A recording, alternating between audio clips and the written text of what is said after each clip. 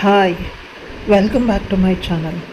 ಮದುವೆಯಾದ ಮೊದಲ ರಾತ್ರಿ ನನ್ನ ಗಂಡ ಅವನ ಮನಸ್ಸಿಗೆ ಬಂದಂತೆ ನನ್ನನ್ನು ಉಪಯೋಗಿಸ್ಕೊಳ್ತಾ ಇದ್ದಾನೆ. ನನಗೆ ನೋವಾಗ್ತಾ ಇದೆ, ಜೋರಾಗಿ ಕಿರಿಸ್ತಾ ಇದ್ದೀನಿ. ನನ್ನ ಕಿರ್ಚಾಟಕ್ಕೆ ಅವನು ಖುಷಿ ಪಡ್ತಿದ್ದಾನೆ. ಇನ್ನೂ ಜೋರಾಗಿ ಕಿರ್ಚು, ಖುಷಿ ಆಗ್ತಿದೆ. ಇನ್ನೂ ಜೋರಾಗಿ ಕಿರ್ಚು ಅಂತ ಇನ್ನೂ ಜೋರಾಗಿ ಮಾಡ್ತಿದ್ದಾನೆ. ನಾನು ಅವನನ್ನು ದೂರ ತಳ್ಳೋದಕ್ಕೆ ನನ್ನ ಶಕ್ತಿನೆಲ್ಲನೂ ಬಳಸ್ದೆ, ಆದರೆ ಆಗ್ತಿಲ್ಲ. ಅವನ ಸುಂದರವಾದ ಮುಖನ ನೋಡಿ ತುಂಬ ಇಷ್ಟಪಟ್ಟು ನಾನು ಮದುವೆ ಆಗಿದ್ದೆ. ಆದರೆ ಇವನು ರಾಕ್ಷಸ, ನನ್ನ ಪ್ರಾಣನೇ ತಿಂತಿದ್ದಾನೆ. ಇವನಿಗೇನೋ ಕಾಯಿಲೆ ಇರಬಹುದು ಅಂತ ನನ್ನ ಕಾಲಿಂದ ಅವನನ್ನು ಒದ್ದೆ. ಆ ಕೋಪಕ್ಕೆ ಅವನು ನನ್ನ ಜೊತೆ ಯಾರೂ ಮಾಡದೇ ಇರುವಂಥ ಕೆಲಸನ ತುಂಬ ಕೆಟ್ಟದಾಗಿ ಮಾಡ್ದ. ಏನು ಮಾಡ್ದ ನೀವು ತಿಳ್ಕೊಬೇಕು ಅಂದರೆ ಈ ಕಥೆನ ಪೂರ್ತಿಯಾಗಿ ಕೇಳಿಸ್ಕೊಳ್ಳೇಬೇಕು. ಕತೆ ತುಂಬ ಚೆನ್ನಾಗಿದೆ, ಪೂರ್ತಿಯಾಗಿ ಕೇಳಿ. ನನ್ನ ಹೆಸರು ಅನಿತಾ, ಅಪ್ಪ ಅಮ್ಮನ ಮುದ್ದಿನ ಮಗಳು, ಕೊನೆಯ ಮಗಳು ನಾನು. ನನಗಿಂತ ಮುಂಚೆ ಇಬ್ಬರು ಅಣ್ಣಂದರು ಇದ್ದಾರೆ. ನಮ್ಮ ಮನೆಯಲ್ಲಿ ಮಕ್ಕಳಿಗೆ ಹೆಚ್ಚು ಪ್ರೀತಿ, ಆದರೆ ನಾನು ಹುಟ್ಟಿದ ಮೇಲೆ ಅಣ್ಣಂದ್ರಿಗಿಂತ ಜಾಸ್ತಿ ನನ್ನನ್ನು ಪ್ರೀತಿ ಮಾಡೋದಕ್ಕೆ ಎಲ್ಲರೂ ಆರಂಭಿಸಿದರು. ನನ್ನ ದೊಡ್ಡಪ್ಪ ದೊಡ್ಡಮ್ಮ ಅವ್ರ ಹೆಣ್ಣುಮಕ್ಕಳನ್ನು ಕೇವಲ ಮನೆ ಕೆಲಸಕ್ಕೆ ಇಟ್ಕೊಂಡ್ರು, ಚೆನ್ನಾಗಿ ಓದಿಸಿದ್ರು. ಆದರೆ ಅಪ್ಪ ಅಮ್ಮ ನನ್ನನ್ನು ಚೆನ್ನಾಗಿ ಓದಿಸಿದ್ದಾರೆ. ಒಳ್ಳೆ ಕೆಲಸಕ್ಕೆ ಸೇರಿಸಬೇಕು, ನಮ್ಮ ಮಗಳು ಅವಳ ಕಾಲ ಮೇಲೆ ಅವಳು ನಿಲ್ಲಬೇಕು ಅಂತ ಪ್ರತಿ ಬಾರಿ ಪ್ರತಿ ಕ್ಷಣ ಅವ್ರಿಗೂ ನನ್ನದೇ ಯೋಚನೆ. ಸಮಾಜದಲ್ಲಿ ಹೆಣ್ಮಕ್ಳು ಕಷ್ಟಪಡೋದನ್ನು ನೋಡಿ ಯಾವುದೇ ಕಾರಣಕ್ಕೂ ನಾವು ಕಷ್ಟ ಕೊಡಬಾರ್ದು, ಹೆಣ್ಮಕ್ಳನ್ನು ಚೆನ್ನಾಗಿ ನೋಡ್ಕೊಳ್ಬೇಕು ಅಂತ ಹೇಳ್ತಿದ್ರು. ಆದರೆ ಈ ಮಾತನ್ನು ನನ್ನ ದೊಡ್ಡಪ್ಪ ಕೇಳದೆ ಇಬ್ಬರು ಹೆಣ್ಮಕ್ಳನ್ನು ಕೂಡ ಮದುವೆ ಮಾಡಿದ್ರು. ಅಕ್ಕಂದಿರು ಹೌಸ್ ವೈಫ್ಗಳು, ಅವ್ರು ಚೆನ್ನಾಗಿ ದುಡಿಯೋದಿಲ್ಲ, ಗಂಡಂದಿರ ಸಂಪಾದನೆಯನ್ನು ಕಾಯ್ಕೊಂಡು ಕೂತಿದ್ದಾರೆ. ಈ ಮಧ್ಯೆ ಮನಸ್ತಾಪ ಆಗಿ ದೊಡ್ಡಪ್ಪನ ಮಕ್ಕಳು ಗಂಡನ ಮನೆಯನ್ನು ಬಿಟ್ಟು ಬಂದುಬಿಟ್ರು. ತುಂಬ ಸಲ ನ್ಯಾಯ ಪಂಚಾಯಿತಿ ಆದರೂ ಎರಡೆರಡು ದಿನದ ಮಟ್ಟಿಗೆ ಹೋಗ್ತಿದ್ರು. ಪುನಃ ನನ್ನ ಗಂಡ ಕುಡ್ಕೊಂಡು ಬಂದು ಹೊಡೆದ, ಮನೆಗೆ ರೇಷನ್ನೇ ತಂದು ಹಾಕೋದಿಲ್ಲ, ಯಾರಾದರೂ ಗಂಡಸರ ಜೊತೆ ಮಾತಾಡಿದ್ರೆ ಬೀದಿಯಲ್ಲಿ ನಿಂತ್ಕೊಂಡು ಹೊಡಿತಾನೆ, ಜಗಳ ಮಾಡ್ತಾನೆ ಅಂತ ಕೋಪದಿಂದ ಹೇಳ್ತಿದ್ರು. ಆಗ ದೊಡ್ಡಪ್ಪ ದೊಡ್ಡಮ್ಮ ಇಬ್ಬರು ಹೇಳ್ತಿದ್ರು, ನೀವೇ ಸರಿ ಇಲ್ಲ, ನಿಮ್ಮ ಬಾಯಿ ತುಂಬ ಜೋರು, ಅಳಿಯಂದರು ಒಳ್ಳೆಯವರು ಅಂತ. ಆ ಕೆಟ್ಟ ಮನುಷ್ಯನನ್ನು ತುಂಬ ಪ್ರೀತಿ ಮಾಡ್ತಾರೆ. ಹೆಣ್ಮಕ್ಳ ಮೇಲೆ ಇವ್ರಿಗೆ ಪ್ರೀತಿನೇ ಇಲ್ಲ ಅಂತ ಅಂದ್ಕೊಂಡು ನಿಮ್ಮ ಅಕ್ಕಂದರು ದುಡಿಯೋದಿಲ್ಲ, ಅವ್ರು ತಮಗೆ ಬರೋ ಅಲ್ಪ ಸ್ವಲ್ಪ ಪೆನ್ಷನನ್ನು ನಂಬ್ಕೊಂಡು ಕೂತಿದ್ದಾರೆ. ನಿಮ್ಮ ಅಣ್ಣ ಅತ್ತಿಗೆ ಯಾವುದೇ ಸಹಾಯ ಮಾಡೋದಿಲ್ಲ, ಅವ್ರ ಸಂಪಾದನೆ ಅವ್ರ ಬದುಕು.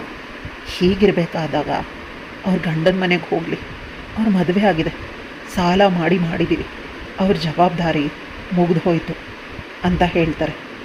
ಆಗ ನನಗನ್ನಿಸ್ತು, ಕೇವಲ ದುಡ್ಡಿಗಾಗಿ ಪ್ರತಿಯೊಬ್ಬರು ಪ್ರೀತಿ ಮಾಡೋದು ಹೆತ್ತಪ್ಪ ಅಮ್ಮ ಆದರೂ ಆಗಲಿ, ಜೊತೆಯಲ್ಲಿ ಹುಟ್ಟಿದ ಅಣ್ಣ ತಂಗಿ ಅಕ್ಕ ತಮ್ಮ ಯಾರಾದರೂ ಕೂಡ ಮೊದಲು ಇಂಪಾರ್ಟೆನ್ಸ್ ದುಡ್ಡಿಗೆ. ನಿನ್ನ ಬಳಿ ಜಾಸ್ತಿ ದುಡ್ಡಿದ್ರೆ ಜಾಸ್ತಿ ಗೌರವ, ಇಲ್ಲ ಅಂತಂದರೆ ಕಡಿಮೆ ಗೌರವ.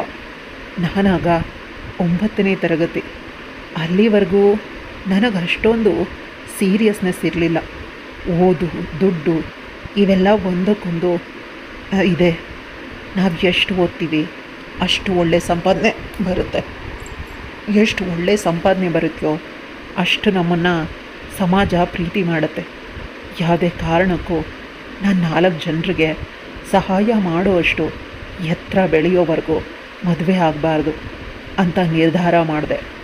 ಒಳ್ಳೆಯ ಅಂಕ ಬಂದು SSLCಯಲ್ಲಿ PUCಯಲ್ಲಿಯೂ ಕೂಡ ಒಳ್ಳೆಯ ರಿಸಲ್ಟ್ ಬಂತು. ಎಲ್ಲ ಕಾಲೇಜಲ್ಲಿ ನನಗೆ ಫ್ರೀ ಸೀಟ್. ಯಾವ ಡಿಗ್ರಿಗೆ ಬೇಕಾದರೂ ನಾನು ಇಷ್ಟ ಇರೋ BSc ಇನ್ ಅಗ್ರಿಕಲ್ಚರಲ್ಗೆ ನಾನು ಸೇರಿಕೊಂಡೆ. ಅಗ್ರಿಕಲ್ಚರ್ಗೆ ಸಂಬಂಧಪಟ್ಟಂತೆ ನಾನು ಏನಾದರೂ ಮಾಡಬೇಕಿತ್ತು. ಪ್ರತಿಯೊಬ್ಬರು ನನಗೆ ತುಂಬ ಮರ್ಯಾದೆ ಕೊಡೋದಕ್ಕೆ ಆಗಿನಿಂದಾನೇ ಆರಂಭಿಸಿದರು. ನಾನು ಓದಬೇಕಾದಾಗಲೇ ನನ್ನ ಸಹಪಾಠಿಯ ಜೊತೆ ಪ್ರೀತಿಯಲ್ಲಿ ಬಿದ್ದೆ. ಆದರೆ ಎಷ್ಟು ಪ್ರೀತಿ ಮಾಡಿದ್ರು ಆ ಪ್ರೀತಿಯಿಂದ ನನ್ನ ವಿದ್ಯಾಭ್ಯಾಸಕ್ಕೆ ತೊಂದರೆ ಆಗ್ತಿರಲಿಲ್ಲ. ಪ್ರೀತಿಯನ್ನು ಕೂಡ ನಾನು ಕಮರ್ಷಿಯಲ್ ಆಗಿ ಮಾಡಿದೆ. ಈ ಕಮರ್ಷಿಯಲ್ ಪ್ರೀತಿಯಿಂದ ಆ ಕಮರ್ಷಿಯಲ್ ಪ್ರೀತಿ ನನ್ನ ಡಿಗ್ರಿ ಮುಗಿಯೋದ್ರ ಒಳಗಡೆ ಮುರಿದು ಬಿದ್ದಿತ್ತು. ಇದರಿಂದ ನಾನು ಸ್ವಲ್ಪ ಡಿಪ್ರೆಸ್ ಆದರೂ ಹುಡುಗ ಏನೋ ಅಷ್ಟೊಂದು ಶ್ರೀಮಂತ ಅಲ್ಲ ಅನ್ನೋ ಒಂದು ವಿಷಯದಿಂದ ಮನಸ್ಸಿಗೆ ಸಮಾಧಾನ ಮಾಡಿಕೊಂಡೆ. ನನ್ನ ಗೆಳತಿ ಬೈತಿದ್ಲು, ಹುಡುಗ ದುಡಿತಾನೆ, ಅವನು ಅಪ್ಪಟ ಬಂಗಾರ, ನೀನು ಅಂದರೆ ಅವನಿಗೆ ತುಂಬ ಇಷ್ಟ, ಕೇವಲ ದುಡ್ಡಿಗೋಸ್ಕರ ಅವನಿಂದ ದೂರ ಆಗ್ತೀಯಾ. ಅವಳ ಮಾತು ನನಗೆ ಕೇಳಿಸ್ತಾನೇ ಇರಲಿಲ್ಲ. ನನಗೆ ಕೇವಲ ದುಡ್ಡು ಬೇಕು ಅಷ್ಟೇ. ಯಾರಾದರೂ ತುಂಬ ಶ್ರೀಮಂತರಿದ್ದಾರೆ, ನಾನು ಅವರನ್ನು ಮದುವೆ ಆಗ್ತೀನಿ. ಯಾವಾಗಲೂ ಈ ಮಾತನ್ನೇ ಹೇಳ್ತಿದ್ದೆ. ಈ ಮಧ್ಯೆ ನನಗೆ ಗೌರ್ಮೆಂಟ್ ಜಾಬ್ ಆಯಿತು. ಇನ್ನು ಸಂಬಂಧಗಳು ಜಾಸ್ತಿ ಬರೋದಕ್ಕೆ ಆರಂಭಿಸಿದ್ವು. ದಿನಕ್ಕೆ 5-6 ಸಂಬಂಧ ಬರ್ತಿತ್ತು. ಅಪ್ಪ ನಾನಾ ರೀತಿ ಕಮರ್ಷಿಯಲ್ ಮೊದಲು ನೋಡ್ತಿರೋದು. ಸಂಪಾದನೆ, ಅವರ ಅಪ್ಪ ಅಮ್ಮ ಎಷ್ಟು ಸಂಪಾದನೆ ಮಾಡಿದ್ದಾರೆ, ಹುಡುಗ ಎಷ್ಟು ಸಂಪಾದನೆ ಮಾಡ್ತಾನೆ, ಹುಡುಗನ ಜೊತೆ ಅಕ್ಕ ತಂಗಿ ಅಣ್ಣ ತಮ್ಮ ಯಾರಾದರೂ ಇದ್ದರೆ ಅವ್ರ ಆಸ್ತಿಗೆ ಬರ್ತಾರೆ. ಹುಡುಗ ಒಬ್ಬನೇ ಇರಬೇಕು, ಅಪ್ಪ ಅಮ್ಮ ಹಳ್ಳಿನಲ್ಲಿರಬೇಕು. ನಮ್ಮ ಮಗಳಿಗೆ ಅಡುಗೆ ಮಾಡೋದಕ್ಕಾಗೋದಿಲ್ಲ, ನಮ್ಮ ಮಗಳನ್ನು ಅವ್ರ ಮಗಳ ಥರ ನೋಡ್ಕೋಬೇಕು. ಆ ರೀತಿ ಹುಡುಗ ಮತ್ತು ಹುಡುಗನ ಮನೆಯವರು ಬೇಕು ಅಂತ ತುಂಬ ಹುಡುಕಾಟ ನಡೆಸಿದ್ರು. ಎಷ್ಟು ಹುಡುಕಾಟ ನಡೆಸಿದ್ರು ಕೂಡ ಬ್ರೋಕರ್ ನಮಗೆ ಬೈತಿದ್ರು. ನಮ್ಮ ಆಸೆಗೆ ಅಲ್ಲ, ದುರಾಸೆನ ಕೇಳಿ ನಾನು ಯಾವುದೇ ವಿಷಯದಲ್ಲೂ ಅಷ್ಟು ಬೇಗ ಸೋಲನ್ನು ಒಪ್ಕೊಳ್ಳೋದಿಲ್ಲ. ಮದುವೆ ತುಂಬ ದೊಡ್ಡ ಪವಿತ್ರವಾದ ಸಂಬಂಧನ ಸಿಕ್ಕೋರ ಜೊತೆಯಲ್ಲಿ ಬೆಸೆಯೋದಕ್ಕೆ ಸಾಧ್ಯ ಇಲ್ಲ ಅಂತ ಅಂದ್ಕೊಂಡು ನಾನು ಮದುವೆ ಆದರೆ ಒಳ್ಳೆ ಹುಡುಗ ಸಿಕ್ಕಿದ್ರೆ ಮಾತ್ರ, ಇಲ್ಲ ಅಂದರೆ ಮದುವೆ ಆಗಲೇಬಾರ್ದು ಅಂತ ನಿರ್ಧಾರ ಮಾಡಿದೆ. ಕೆಲಸಕ್ಕೆ ಸೇರಿ 2 ವರ್ಷ ಆಯಿತು. ಮನೆಯಲ್ಲಿ ಅಮ್ಮ ನೀನು ದುಡಿತೀಯಾ, ಗೌರ್ಮೆಂಟ್ ಕೆಲಸದಲ್ಲಿರೋ ಒಬ್ಬ ಒಳ್ಳೆ ಹುಡುಗ ಸಿಕ್ಕರೆ ಸಾಕು, ಮನೆ ಕಡೆ ನಮ್ಗೆ ಯಾಕೆ ಕಂದ, ನಮ್ಮ ಆಸ್ತಿಲಿ ನಿನಗೂ ಅರ್ಧ ಆಸ್ತಿ ಕೊಡ್ತೀವಿ ಅಂತ ಅಮ್ಮ ಎಷ್ಟು ಹೇಳಿದ್ರು. ನಾನು ಅವಳ ಮಾತನ್ನ ಕೇಳ್ತಾನೇ ಇರಲಿಲ್ಲ.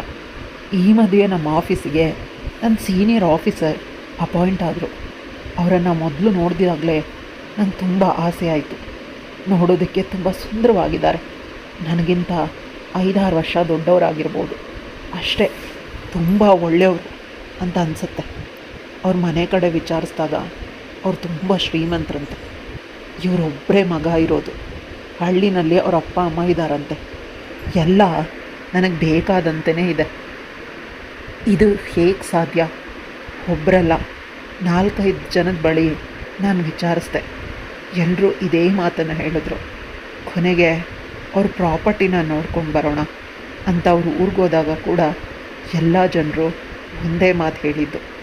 ಅಂದರೆ ಸತ್ಯ ತಾನೇ, ಈ ಆಫೀಸರ್ನ ಹೇಗಾದರೂ ಮಾಡಿ ನಾನು ಪಟಾಯಿಸಲೇಬೇಕು ಅಂತ ಯೋಚಿಸಿದ್ದೆ. ಅಷ್ಟರಲ್ಲಿ ಇವತ್ತು ಅವರೇ ಕಾಫಿಗೆ ನನ್ನನ್ನು ಹೋಟೆಲ್ಗೆ ಕರ್ಕೊಂಡು ಹೋದರು. ಇಬ್ಬರು ಕೂಡ ಸ್ಪೆಷಲ್ ರೂಮ್ಗೆ ಹೋದ್ವಿ. ಸ್ವಲ್ಪ ಟೈಮ್ ಸ್ಪೆಂಡ್ ಮಾಡೋದಕ್ಕೆ ನನ್ನ ಮಾತಿನ ಮಧ್ಯೆ ಹೇಳಿಬಿಡಬೇಕು ಐ ಲವ್ ಯು ಅಂತ ಅಂದ್ಕೊಂಡ್ರೆ ಅವರೇ ನಂಗೆ ಪ್ರಪೋಸ್ ಮಾಡಿದ್ರು. ನಂಗೆ ತುಂಬ ಖುಷಿ ಆಯಿತು. ನಾನು ಅರೆ ಕ್ಷಣದಲ್ಲಿ ಐ ಲವ್ ಯು ಟೂ ಅಂತ ಹೇಳಿಬಿಟ್ಟೆ. ಅಪ್ಪ ಅಮ್ಮಂಗೆ ಈ ವಿಷಯ ಹೇಳಿದಾಗ ತುಂಬ ಖುಷಿಪಟ್ಟರು. ಅಪ್ಪಂಗೆ ಶ್ರೀಮಂತರ ಮನೆ ಹುಡುಗ ಸಿಕ್ಕಿದ್ದಾನೆ ಅಂತ ಖುಷಿ ಆದರೆ, ಅಮ್ಮಂಗೆ ಸದ್ಯ ಇವಳು ಮದುವೆಗೆ ಒಪ್ಕೊಂಡಿದ್ದಾಳೆ ಅಂತ ಖುಷಿಪಟ್ಟರು. ಅಣ್ಣಂದರು ಇವಳು ಮದುವೆ ಆಗ್ತಾಳೆ ಅಂತ ತುಂಬ ವರ್ಷಗಳಿಂದ ಹೊಲಿಸ್ಕೊಂಡಿದ್ದ ಬಟ್ಟೆ ಟೈಟ್ ಆಗಿದೆ, ಈಗ ಹೊಸ ಬಟ್ಟೆ ಹೊಲಿಸ್ಕೋಬೇಕು ಅಂತ ನನ್ನನ್ನು ಟೀಸ್ ಮಾಡಿದ್ರು.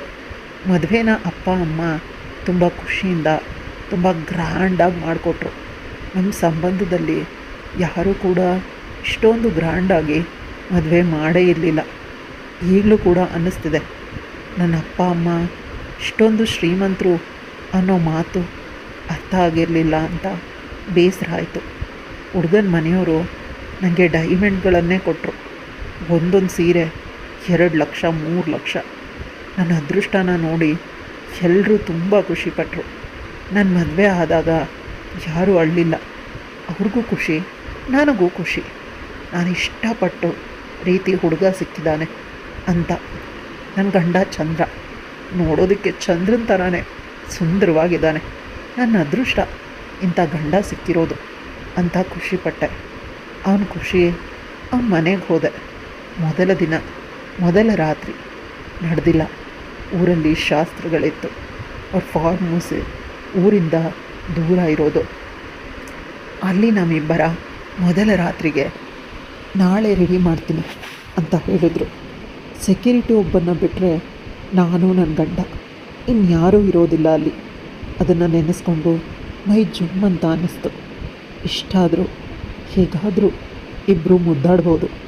ಎಷ್ಟು ವರ್ಷಗಳಿಂದ ನನ್ನ ಕನ್ಯತ್ವವನ್ನು ಕಾಪಾಡ್ಕೊಂಡು ಬಂದಿದ್ದೀನಿ. ನಾಳೆ ಎಲ್ಲವನ್ನು ನನ್ನ ಗಂಡ ಚಂದ್ರನಿಗೆ ಅರ್ಪಿಸ್ತೀನಿ ಅಂತ ಆಸೆಯಿಂದ ಕನಸುಗಳನ್ನು ಕಾಣ್ತಿದ್ದೆ. ಮೊದಲ ರಾತ್ರಿ ಅವನ ಸ್ಪರ್ಶ ನಂಗೆ ತುಂಬ ಖುಷಿನ ಕೊಟ್ಟಿತ್ತು. ಹಾಲನ್ನು ಕೊಟ್ಟ ತಕ್ಷಣ ಅವ್ನು ನನಗೂ ಕೊಡದೆ ಒಬ್ಬನೇ ಎಲ್ಲನೂ ಕುಡ್ಕೊಂಡ್ಬಿಟ್ಟ. ನಂಗೆ ಸ್ವಲ್ಪ ನಿರಾಸೆ ಆದರೂ ಕೂಡ ಕೇವಲ ಹಾಲಲ್ವಾ, ಅವನ ಆಸ್ತಿನ ನನ್ನ ಹೆಸ್ರಿಗೆ ಬರ್ಸ್ಕೊಂಡು ಬಿಡ್ತೀನಿ ನನ್ನ ವಯ್ಯಾರನ ತೋರಿಸಿ ಅಂತ ಅಂದ್ಕೊಂಡೆ.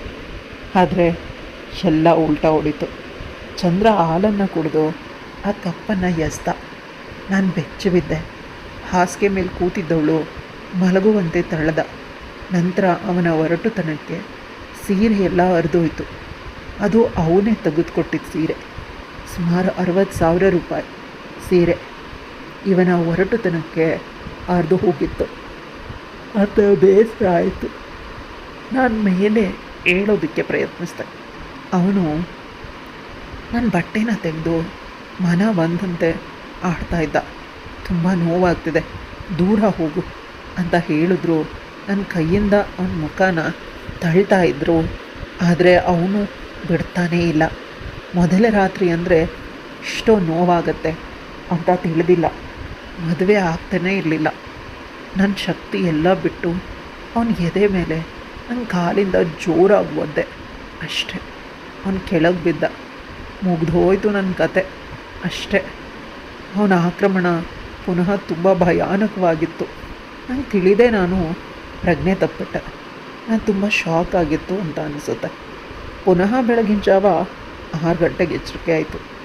ಆಗ ನನ್ನ ಗಂಡ ಚಂದ್ರ ಸೋಫಾ ಮೇಲೆ ಕೂತ್ಕೊಂಡು ನನ್ನನ್ನೇ ದುರ್ಗುಟ್ಕೊಂಡು ನೋಡ್ತಿದ್ದಾನೆ.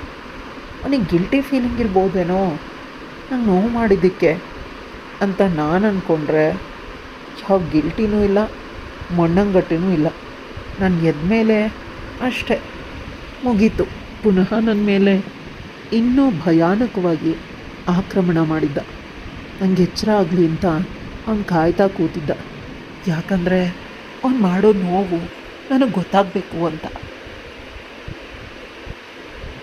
ಇಷ್ಟೋ ದ್ವೇಷ ನನ್ನ ಮೇಲೆ ಯಾಕೆ ನನಗೆ ಅರ್ಥನೇ ಆಗ್ತಿರ್ಲಿಲ್ಲ. ಪುನಃ ನಾನು ಅವನಿಂದ ಬಿಡಿಸ್ಕೊಳ್ಳೋದಕ್ಕೆ ಪ್ರಯತ್ನ ಪಟ್ಟೆ, ಆದರೆ ಆಗಲಿಲ್ಲ. ಅಷ್ಟರಲ್ಲಿ ಅವನಿಗೆ ಒಂದು ಇಂಪಾರ್ಟೆಂಟ್ ಕಾಲ್ ಬಂತು. ಅವನು ಹೊರಗಡೆ ಹೋದ. ನನ್ನ ಕಣ್ಣೀರು ಯಾರು ಕೇಳ್ತಾರೆ. ಇವನು ಬರೋದ್ರೊಳಗಡೆ ಮನೆಗೆ ಫೋನ್ ಮಾಡಬೇಕು ಅಂತ ಫೋನ್ ಹುಡುಕ್ತೆ. ಫೋನ್ ಸಿಗಲಿಲ್ಲ. ಅಷ್ಟರಲ್ಲಿ ಲ್ಯಾಂಡ್ಲೈನ್ ಇತ್ತು. ನನ್ನ ಬಾಯಿಗೆ ಯಾವ ನಂಬರ್ ಕೂಡ ಬರ್ತಿಲ್ಲ. ಸಡನ್ನಾಗಿ ನನ್ನ ಅಗ್ರಿಕಲ್ಚರಲ್ ಫ್ರೆಂಡ್, ನನ್ನ ಹಳೆ ಬಾಯ್ ಫ್ರೆಂಡ್, ಅವನ ಫೋನ್ ನಂಬರ್ ಮಾತ್ರನೇ ನನ್ನ ಬಾಯಿಗೆ ಬರೋದು. ಈಗ ವಿಧಿ ಇಲ್ಲ. ನನ್ನ ಸಹಾಯಕ್ಕೆ ಯಾರು ಬಂದರೂ ಪರವಾಗಿಲ್ಲ, ಮಾನ ಮರ್ಯಾದೆ ಹೋದರೂ ಪರವಾಗಿಲ್ಲ, ಅವನು ಆಡ್ಕೊಂಡ್ರೂ ಪರವಾಗಿಲ್ಲ ಅಂತ ಅವನಿಗೆ ಫೋನ್ ಮಾಡಿ ನನ್ನ ವಿಷಯನ ಹೇಳಿ ತುಂಬ ಸರಳವಾಗಿ ಅಡ್ರೆಸ್ನೂ ಕೊಟ್ಟೆ. ಅಷ್ಟರಲ್ಲಿ ನನ್ನ ಗಂಡ ಬಂದ. ನಾನು ಹಾಸಿಗೆ ಮೇಲೆ ಮಲ್ಗೆ. ಅವನಿಗೆ ಗೊತ್ತಿಲ್ಲ ನಾನು ಫೋನ್ ಮಾಡಿದ್ದಿದ್ದು. ನೀನು ತುಂಬಾ ವಾಸನೆ ಹೊಡಿತೀಯ, ಸ್ನಾನ ಮಾಡು, ಪುನಃ ನನಗೆ ನಾನು ಮಾಡಬೇಕು ಅಂತ ಹೇಳ್ದ. ನಾನು ತುಂಬ ಕೋಪ ಬಂತು. ದುಡ್ಡಿನ ಹಿಂದೆ ನಾನು ಹೋಗಿದ್ದಕ್ಕೆ ಎಂಥ ಜೀವನ ಸಿಕ್ತು ಅಂತ ನನ್ನ ಮೇಲೆ ನನಗೆ ಕೋಪ ಮಾಡಿಕೊಂಡೆ. ಸ್ನಾನ ಮಾಡೋದಕ್ಕಾಗ್ತಿಲ್ಲ, ಮೈಯೆಲ್ಲ ಉರಿತಾ ಇದೆ. ಕಿಟಕಿಯಿಂದ ಹೊರಗೆ ಹೋಗ್ಬೋದಾ ಅಂತ ನೋಡಿದೆ, ಆದರೆ ಅದೂ ಸಾಧ್ಯ ಇಲ್ಲ. 7 ಸುತ್ತಿನ ಕೋಟೆ ನನ್ನ ಗಂಡನ ಫಾರ್ಮ್ ಹೌಸು. ಅವನನ್ನು ನನ್ನ ಗಂಡ ಅಂತ ಹೇಳೋದಕ್ಕೂ ಕೂಡ ನನಗಿಷ್ಟ ಇಲ್ಲ. ಬಟ್ಟೆನ ನಿನ್ನ ತುಂಬ ನೋವು ಮಾಡಬೇಕು ಅಂತ ತುಂಬ ಕ್ಯಾಶುವಲಾಗಿ ಹೇಳ್ದ. ನಂಗೆ ನೋವು ಮಾಡಿದ್ರೆ ನಿಂಗೇನು ಸಿಗುತ್ತೆ ಅಂತ ಕೇಳಿದೆ. ಅದಕ್ಕವನು, ನಮ್ಮ ಮನೆಯಲ್ಲಿ ಪದ್ಧತಿ, ಗಂಡ ಹೆಂಡತಿಗೆ ಮೊದಲ ರಾತ್ರಿನಲ್ಲಿ ಎಷ್ಟು ನೋವು ಮಾಡ್ತಾನೋ ಅಷ್ಟು ಗಂಡ ಹೇಳ್ದಂತೆ ಹೆಂಡತಿ ಜೀವನ ಪರ್ಯಂತ ಕೇಳ್ತಾಳೆ, ಗಂಡನ ಐಶ್ವರ್ಯ ವೃದ್ಧಿ ಆಗತ್ತೆ ಅಂತ ನಮ್ಮ ಸಂಬಂಧಿಕ, ನಮ್ಮ ವಂಶಸ್ಥರು ಎಲ್ಲರೂ ಇದೇ ರೀತಿ ಮೊದಲ ರಾತ್ರಿನ ಆಚರಿಸ್ಕೊಂಡಿರೋದು. ಇಲ್ಲ ಅಂತಂದಿದ್ರೆ ನಿಮ್ಮಂಥ ಹೆಣ್ಮಕ್ಳು ಹೇಗೆ ಕೈಗೆ ಬರ್ತಾರೆ ಅಂತ ಅವ್ನಿಗೆ ಹೇಳಿದಾಗ ನನಗೆ ಕೋಪ ಬಂತು. ಅವನಿಗೆ ಜೋರಾಗಿ ಬೀಸಿ ಹೊಡೆದೆ ಅಷ್ಟೇ. ಅಷ್ಟರಲ್ಲಿ ಅವನು ನನ್ನನ್ನು ಇನ್ನೇನು ಮಾಡಿಬಿಡ್ತಾನೋ ಅಂತ ಅನಿಸೋ ಸಮಯಕ್ಕೆ ಸರಿಯಾಗಿ ನನ್ನ ಹಳೆ ಬಾಯ್ ಫ್ರೆಂಡ್ ಕೀರ್ತಿ ಪೊಲೀಸವರನ್ನು ಕರ್ಕೊಂಡು ಬಂದ ಅಂತ ಅನಿಸುತ್ತೆ. ಪೊಲೀಸವರು ನಮ್ಮ ಫಾರ್ಮ್ ಹೌಸ್ ಸುತ್ತಾನೋ ಸುತ್ತುವರೆದಿದ್ದಾರೆ. ನನ್ನ ಗಂಡ ಚಂದ್ರನ ಹೆಸರನ್ನು ಹೇಳ್ತಾ ನನ್ನನ್ನು ಹೊರಗಡೆ ಬಿಡುವಂತೆ ವಾರ್ನಿಂಗ್ ಮಾಡ್ತಿದ್ದಾರೆ. ಅಕಸ್ಮಾತ್ ಬಿಟ್ಟಿಲ್ಲ ಅಂತಂದರೆ ನಾವೇ ಒಳಗಡೆ ಬರ್ತೀವಿ ಅಂತ. ಆಗ ವಿಧಿ ಇಲ್ಲದೆ ನನ್ನ ಗಂಡ ನನ್ನನ್ನು ಹೊರಗಡೆ ಕರ್ಕೊಂಡು ಬಂದು ಪೊಲೀಸವ್ರ ಕೈಗೆ ಕೊಟ್ಟ. ಪೊಲೀಸವರು ಒಂದು ಕೈಗೆ ಕೋಳ ಹಾಕಿ ಸ್ಟೇಷನ್ಗೆ ಕರ್ಕೊಂಡು ಹೋಗಿ ವಿಚಾರಣೆ ಮಾಡಿದಾಗ ಅದು ಚೈಲ್ಡ್ಹುಡ್ ಡ್ರಾಮಾ, ತುಂಬ ಶ್ರೀಮಂತರು, ಅದರಲ್ಲೂ ಗಂಡಸರು ಹೆಂಡತಿರಿಗೆ ವಿಚಿತ್ರವಾಗಿ ಹಿಂಸೆ ಕೊಟ್ಟು ಅವರು ಖುಷಿ ಪಡ್ತಾರೆ. ಆಗ ನನ್ನ ಗಂಡನ ಅಮ್ಮ, ಅವ್ರ ಸಂಬಂಧಿಕರು, ಅದರಲ್ಲೂ ಹೆಂಗಸರು ನೆನಪಾದರು. ಅವ್ರ ಮುಖಗಳು ನೆನಪಾಯಿತು. ಯಾರೂ ಕೂಡ ಜೋರಾಗಿ ನಗ್ತಿರ್ಲಿಲ್ಲ, ತುಂಬ ಸೈಲೆಂಟಾಗಿದ್ದರು. ಅವರನ್ನು ನೆನೆಸ್ಕೊಂಡು ನಂಗೆ ಬೇಸರ ಆಯಿತು. ಸದ್ಯಕ್ಕೆ ನಾನು ನರಕದಿಂದ ಹೊರಬರಬೇಕು ಅಂತ ಡೈವೋರ್ಸ್ಗೆ ಅಪ್ಲೈ ಮಾಡಿದೆ. ನನ್ನ ಗಂಡ ಡಾಕ್ಟರ್ ಬಳಿ ಕನ್ಸಲ್ಟಿಂಗ್ ತಗೊಂಡು, ದಯವಿಟ್ಟು ನನ್ನನ್ನು ಕ್ಷಮಿಸು, ನಾನು ನಿನ್ನನ್ನು ಚೆನ್ನಾಗಿ ನೋಡ್ಕೊಳ್ತೀನಿ, ನನಗೆ ಅಷ್ಟೊಂದು ಆಸ್ತಿ ಇದೆ, ಇಷ್ಟ ಆಸ್ತಿ ಇದೆ, ಅದರಲ್ಲಿ ಅರ್ಧ ಆಸ್ತಿನ ನಿನ್ನೆ ಹೆಸ್ರಿಗೆ ಬರ್ಕೊಡ್ತೀನಿ, ಒಂದೇ ಒಂದು ಅವಕಾಶ ಕೊಡು ಅಂತ ತುಂಬ ಹೋಗರಿದು ಕೇಳಿಕೊಂಡ. ಅವನ ಕಣ್ಣೀರನ್ನು ನೋಡಿ ನನಗೆ ದುಃಖ ಆಯಿತು. ಅಪ್ಪ ಅಮ್ಮ ಸರಿಯಾಗಿ ಮಕ್ಕಳನ್ನು ಸಾಕಿಲ್ಲ ಅಂತಂದರೆ ಮಕ್ಕಳು ಈ ಪರಿಸ್ಥಿತಿಗೆ ಬರ್ತಾರೆ ಅಂತ ಅಂದ್ಕೊಂಡು ನನಗೆ 2 ಸಮಯಾವಕಾಶ ಬೇಕು ಅಂತ ಹೇಳಿ ಮನೆಗೆ ಬಂದೆ. ಅಷ್ಟರಲ್ಲಿ ನನ್ನ ಹಳೆ ಬಾಯ್ ಫ್ರೆಂಡ್ ಕೀರ್ತಿ ನನ್ನ ಅಪ್ಪ ಅಮ್ಮ ಅಕ್ಕ ಎಲ್ಲರನ್ನೂ ಕರ್ಕೊಂಡು ಬಂದಿದ್ದಾನೆ. ಯಾಕೆ ಅಂತ ಕೇಳಿದೆ. ಅದಕ್ಕೆ ಅವನು ಏನೂ ಹೇಳೋದಕ್ಕೆ ಬಾಯಿ ತೆಗ್ದ. ಅಷ್ಟರಲ್ಲಿ ಕೀರ್ತಿ ಅಕ್ಕ ನನ್ನನ್ನು ಒಳಗಡೆ ಕರ್ಕೊಂಡೋದ್ರು. ರೂಮಲ್ಲಿ ಕೂರಿಸಿದ್ರು. ಕುಡಿಯೋದಕ್ಕೆ ಸ್ವಲ್ಪ ನೀರನ್ನ ಕೊಟ್ಟು, ನನ್ನ ತಮ್ಮ ನಿನ್ನನ್ನು ನೋಡಿದ ಮೊದಲ ದಿನದಿಂದನೂ ತುಂಬಾ ಇಷ್ಟಪಡ್ತಿದ್ದಾನೆ, ಮದುವೆ ಅಂತ ಆದರೆ ನಿನ್ನನ್ನೇ, ಇಲ್ಲ ಅಂತಂದರೆ ಬೇರೆ ಯಾರನ್ನೂ ಆಗಲ್ಲ ಅಂತ ಅವನು ಅಂದ್ಕೊಂಡಿದ್ದ. ನೀನು ಅವನನ್ನು ಬಿಟ್ಟು ಹೋದ್ಮೇಲೆ ಸ್ವಲ್ಪ ಮಂಕಾಗ್ಬಿಟ್ಟಿದ್ದಾನೆ. ಯಾವ ಹುಡುಗಿನ ತೋರಿಸಿದ್ರು ಕೂಡ ಒಪ್ತಾನೇ ಇಲ್ಲ. ನೀನೀಗ ಒಪ್ಪಿದ್ರೆ ನಿನ್ನ ಜೊತೆ ಮದುವೆ ಆಗ್ತಾನಂತೆ. ಅಕಸ್ಮಾತ್ ನೀನು ಒಪ್ಪಲಿಲ್ಲ ಅಂತಂದರೆ ನನ್ನ ಜೀವನದಲ್ಲಿ ಯಾರನ್ನೂ ಮದುವೆನೇ ಆಗೋದಿಲ್ಲ ಅಂತ ಹೇಳ್ದ. ನಿನಗೆ ಸ್ವಲ್ಪ ಸಮಯ ಕೊಡಬೇಕು ಅಂತ ಕೂಡ ಹೇಳಿದ್ದ. ಆದರೆ ನಾವೇ ಬಲವಂತ ಮಾಡಿ ಕರ್ಕೊಂಡು ಬಂದಿದ್ದು. ಸಮಯ ತಗೊಂಡು ಯೋಚಿಸು. ನಮ್ಮ ಚಿಕ್ಕಪ್ಪ ದೊಡ್ಡಪ್ಪ ಎಲ್ರಿಗೂ ಹೆಣ್ಮಕ್ಳು, ನನ್ನ ತಮ್ಮ ಒಬ್ಬನೇ ಆ ವಂಶದ ಕುಡಿ. ಅವ್ನು ಮದುವೆ ಆಗದೆ ಹೋದರೆ ನಮ್ಮ ಅಪ್ಪನ ವಂಶದಲ್ಲಿ ಮಕ್ಕಳೇ ಇರೋದಿಲ್ಲ ಅಂತ ಹೇಳ್ತಾ ಕೀರ್ತಿ ಅಕ್ಕ ನನ್ನ ಎದುರುಗಡೆ ಮಂಡಿಯೂರಿ ಕೆಳಗೆ ಕೂತು ಅವರ ಸೆರಗನ್ನು ನನ್ನ ಮುಂದೆ ಹಿಡಿದ್ರು. ದಯವಿಟ್ಟು ನನ್ನ ತಮ್ಮನ್ನು ಮದುವೆ ಆಗು, ಅವನು ಒಂದು ಬದುಕನ್ನು ಕೊಡು ಅಂತ. ನೀನು ಅವನನ್ನು ಬಿಟ್ಟು ಹೋದ್ಮೇಲೆ ಅವನು ನಗೋದನ್ನೇ ಬಿಟ್ಬಿಟ್ಟಿದ್ದಾನೆ. ನಿನ್ನೆ ಇತ್ತೀಚೆಗೆ ನೀನು ಸಹವಾಸ ಪುನಃ ಆದಮೇಲೆ ಅವನು ಸರಿ ಹೋಗ್ತಿದ್ದಾನೆ ಅಂತ ಅಳ್ತಾ ಹೊರಗಡೆ ಹೋದರು. ಅಷ್ಟರಲ್ಲಿ ನನಗೆ ಬ್ರೋಕರ್ ಫೋನ್ ಮಾಡಿದ್ದ. ಮೇಡಮ್, ನಿಮ್ಮ ಡೈವೋರ್ಸ್ ಆಗೋಯ್ತು ಅಂತ. ನಾನು ಮರು ಪ್ರಶ್ನೆ ಮಾಡಿದೆ, ಯಾಕೆ ಅಂತ. ಯಾವುದಾದ್ರೂ ಬಡ ಮನೆಯ ಹುಡುಗಿ ಆದರೂ ಪರವಾಗಿಲ್ಲ, ಹುಡುಗಿ ತುಂಬ ಸುಂದರವಾಗಿರಬೇಕು, ತುಂಬ ಓದಿರಬೇಕು, ಈ ರೀತಿ ಹುಡುಗಿ ಇದ್ದರೆ ಹೇಳಿ ಮದುವೆಗೆ ಅಂತ ನಿಮ್ಮ ಗಂಡ ಮತ್ತು ಗಂಡನ ಮನೆಯವರು ಹೇಳಿದರು. ಬೇರೆ ಯಾರಿಗಾದ್ರೂ ಇರಬಹುದು ಹುಡುಗಿ ಅಂತ ಕೇಳಿದ್ದಕ್ಕೆ ನಗ್ತಾ, ಮೇಡಮ್ ನಿಮ್ಮ ಗಂಡಂಗೆ 2ನೇ ಮದುವೆಗೆ ಫೋಟೋನ ಕಳಿಸಿದ್ದಾರೆ ನೋಡಿ ಅಂತ ಆಗಲೇ ನನ್ನ ಈಗಿನ ಫೋಟೋನ ಕಳಿಸಿದ್ರು. ಅದನ್ನು ನೋಡಿ ನಾನು ಮೆಚ್ಚಿದೆ. ನನ್ನ ಜೊತೆ ಪ್ಯಾಚಪ್ ಪುನಃ ನಂಗೆ ಮೋಸ ಮಾಡೋ ಕುತಂತ್ರ ಒಂದೇ ಒಂದು ಬಾರಿ ನೆನಪು ಮಾಡ್ಕೊ. ಆ ರಾತ್ರಿ ಅವನು ನಿನಗೆ ಎಷ್ಟು ನೋವು ಮಾಡಿದ್ದ ಅಂತ. ಅಕಸ್ಮಾತ್ ಕೀರ್ತಿ ಬಂದಿರಲಿಲ್ಲ ಅಂತಂದಿದ್ರೆ ಅವತ್ತು ನೀನು ಏನಾಗ್ಬಿಡ್ತಿದ್ದೆ? ಇವತ್ತು ಜೀವಂತವಾಗಿ ಸಿಗ್ತಿರ್ಲಿಲ್ಲ. ನಿನ್ನಪ್ಪ ಅಮ್ಮಂಗೆ ಅಂತ ಅವಳ ಮನಸ್ಸು ಕೂಗಿ ಕೂಗಿ ಹೇಳ್ತಿದೆ. ಅವಳಿಗೆ ಚಂದ್ರಂಗಿಂತ ಕೀರ್ತಿ ಜೊತೆ ಕಳೆದ ಸಮಯ ನೆನಪಾಯಿತು. ಆ ಕ್ಷಣಗಳು ಎಷ್ಟು ಸುಂದರವಾಗಿತ್ತು. ನನಗೊಂದು ಪಾನಿಪುರಿ ಬೇಕು ಅಂದರೂ ಕೂಡ ಎಷ್ಟೇ ಕ್ಯೂ ಇದ್ದರೂ ನನ್ನನ್ನು ಕೂರಿಸಿ ಅವನು 2 ಕಾಲ ಕ್ಯೂನಲ್ಲಿ ನಿಂತು ತರ್ತಿದ್ದ. ಆದರೆ ಎಲ್ಲಿ ಹೋದರೂ ನನ್ನ ಸೇಫ್ಟಿನ ನೋಡ್ತಿದ್ದ. ಬಂಗಾರ ಅವನು. ನಾನು ಯಾಕೆ ಯಾಮಾರಿದೆ ಅಂತ ಅನ್ನಿಸ್ತು. ಹೊರಗೆ ಓಡಿ ಬಂದೆ. ಎಲ್ಲರೂ ಕಾರಲ್ಲಿ ಹೋಗ್ತಿದ್ದಾರೆ. ಫೋನ್ ಮಾಡೋಣ ಅಂತ ಫೋನ್ ನೋಡ್ತಾ ಇದ್ದೆ. ಅಷ್ಟರಲ್ಲಿ ಕೀರ್ತಿ ಕಾರಿಂದ ಇಳ್ದ. ಅವನು ನಮ್ಮ ಮನೆ ಕಡೆ ನೋಡ್ತಿದ್ದ ಅಂತ ಅನಿಸುತ್ತೆ. ನಾನು ಅಕಸ್ಮಾತಾಗಿ ಬರ್ಬೋದೇನೋ ಅಂತ ಆಸೆಯಿಂದ ಅವನು ಕೆಳಗಿಳಿದು ನಿಂಗೆ ಸಹಾಯ ಬೇಕಾದರೆ ತೆಗಿ ಅಂತ ಏನೋ ಹೇಳ್ತಿದ್ದ. ನಾನು ನನ್ನ 2 ಕೈಗಳನ್ನು ಅಗಲ ಮಾಡಿ ತಪ್ಕೊಳ್ಳೋದಕ್ಕೆ ಅವನನ್ನು ಕರೆದೆ. ಅವನು ಓಡಿ ಬಂದು ನನ್ನನ್ನು ಗಟ್ಟಿಯಾಗಿ ತಪ್ಕೊಂಡ. ನನ್ನ ಹಣೆಗೆ ಮುತ್ಕೊಟ್ಟ. ಅಷ್ಟರಲ್ಲಿ ಹೋಗ್ತಿದ್ದ ಕಾರುಗಳೆಲ್ಲ ನಿಲ್ಲಿಸಿ ಅಲ್ಲೇ ಇದ್ದ ಜನರೆಲ್ಲ ಹೊರಗಡೆ ಬಂದು ಖುಷಿಯಿಂದ ಚಪ್ಪಾಳೆ ತಟ್ಟಿದ್ರು. ಅದರಲ್ಲಿ ನನ್ನ ಮನೆಯವರು ಕೂಡ ಇದ್ದರು. ನನ್ನ ಖುಷಿಗಿಂತ ಕೀರ್ತಿ ಖುಷಿ, ಅವನ ಮುಖದಲ್ಲಿರೋ ನೆಮ್ಮದಿ, ಅದನ್ನು ನೋಡಿ ನನಗೆ ಸಂತೋಷ ಆಗ್ತಿದೆ. ನಾನು ನಿಜವಾದ ಇವನನ್ನೇ ಪ್ರೀತಿ ಮಾಡಿದ್ದೆ. ಆದರೆ ದುಡ್ಡಿನ ಮೇಲಿನ ಆಸೆಯಿಂದ ಚಂದ್ರನ ಕಮರ್ಷಿಯಲಾಗಿ ಮದುವೆ ಆಗಿದ್ದೆ ಅಂತ ಅನಿಸುತ್ತೆ. ಆದರೆ ಪುನಃ ನನಗೆ ನನ್ನ ಪ್ರೀತಿ ಸಿಕ್ಕಿದೆ, ಅದನ್ನು ಜೋಪಾನ ಮಾಡ್ತೀನಿ ಅಂತ ಪುನಃ ಕೀರ್ತಿನ ಗಟ್ಟಿಯಾಗಿ ತಪ್ಕೊಳ್ತಿದ್ದೆ. ಇವನು ನನ್ನವನು ಅಂತ. ಕತೆ ಎಲ್ಲಿಗೆ ಮುಗಿಯುತ್ತೆ? ಕತೆ ಹೇಗಿತ್ತು? ಇಷ್ಟ ಆಯಿತಾ? ಇಷ್ಟ ಆಗಿದ್ದರೆ ಲೈಕ್, ಶೇರ್, ಕಮೆಂಟ್ ಮಾಡೋದನ್ನು ಮರಿಬೇಡಿ. ಇಂತಹ ಇನ್ನಷ್ಟು ಇಂಟ್ರೆಸ್ಟಿಂಗ್ ಕತೆಗಾಗಿ ನನ್ನ ಚಾನಲ್ನ ಸಬ್ಸ್ಕ್ರೈಬ್ ಮಾಡ್ಕೊಳ್ಳಿ. ಬಾಯ್, ಟೇಕ್ ಕೇರ್.